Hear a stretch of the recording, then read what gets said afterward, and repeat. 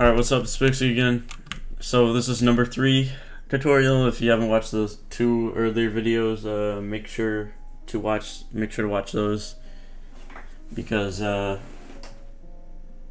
it's just good to get prior knowledge and all that before you start actually, getting into this stuff. So what we're gonna do is we're going to be changing properties. That's what we're gonna be doing. Yeah, so what you want to do is you probably want to, I'll just put it in workspace. Actually, here, I'm going to put it apart in, right? This part's going to be in workspace. Then it also, filter properties, type in anchored. I just type in ANC and it shows up. Just click this, make sure it's anchored so it doesn't move around or anything. It doesn't really matter that much, but whatever. Alright. It doesn't matter that much, but yeah. Alright, you should just do it almost every time to make sure, even if you have can collide out, it'll just fall through the map. Alright, I'm just yapping. Alright, anyway, so put the put the script in to inside the part, and we can name this part whatever we want. So if you want to name it, you can double click it kinda and wait a little bit, it'll show up, or you can right click it, do rename, or you can do F2. That also works. So yeah, those are 3 ways. I'll just name this property part. So yeah, and you can name the script whatever. I'll just call it property script. I just like naming my part or my whatever object that I'm using because it just helps me stay organized, and yeah, that's just a really good thing to be organized and everything. So yeah. So what I'm going to do inside the script is I'm going to delete the print, and so you might use this a lot. What you want to do is type in script. So this is basically, I'm typing in script, so it's going to get the script right now. I'm going to say dot parent. So basically what this just does is just gets the parent of the script, and the parent of the script is the part. So whatever, even if this was in workspace and I did print script.parent, then it would be workspace. It wouldn't be part. So what I'm going to do is I'm going to do script.parent dot. So all of this right here are basically properties. I mean, some of them aren't really. They're like more just, different ways you can change this, but basically properties.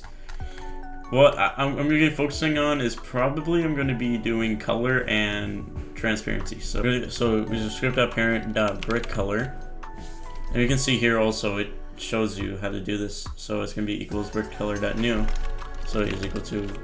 And equal to basically just shows basically sets the equal to. If you do 2 equals, that means if you're checking something. But we're only going to use 1 equal because we're assigning this. And I'm going to do brick color.new.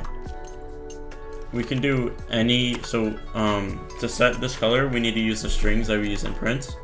So do the quotation mark. And we have all of these colors that we can use. I'll just use dark red. So dark red, there we go. You can type it in manually too if you want. I just did dark red. So yeah, and now once we run the script, we're gonna see, boom, the color is dark red. So now we change the color. So next, we're gonna be doing transparency. So dot can mean a lot of things, by the way. If you're wondering what dot is, dot can mean the property of something. Basically just like a continuation of something in a way. So dot is just like sets a list of all the things you can basically do with it.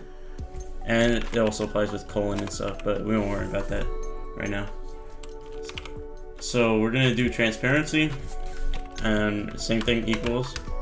And you can set it 0 through 1, right? Where we're gonna do, we'll just do 1 to see it. And yeah, so where is it? Oh yeah, because we set it to the transparency of 1. So yeah, and what I can actually do is if you want to see it go away, we can use a wait. So you can use wait, but I like to do task.wait because it's just like faster. It's just better to use. So I'll just do like 5 seconds just to make sure. Alright, anyway. you can look at the part there and it just disappears because we set the transparency to 1. So yeah. By the way, transparency does not, all it does is just makes it seem disappear. Like it won't, it just makes it not visible. It doesn't change any other property. It just makes it invisible. So we'll still be able to collide with it and everything. So you can make it invisible walls through transparency is equal to 1, but you probably would want to do that just in here. So yeah, that's basically, I mean, we got a little bonus here for weighting. So yeah, weighting is really useful. It can be used for debounces, we'll learn that later, and it can be used for just many things. So yeah, that's basically the tutorial. Hope you learned something new. Alright, bye.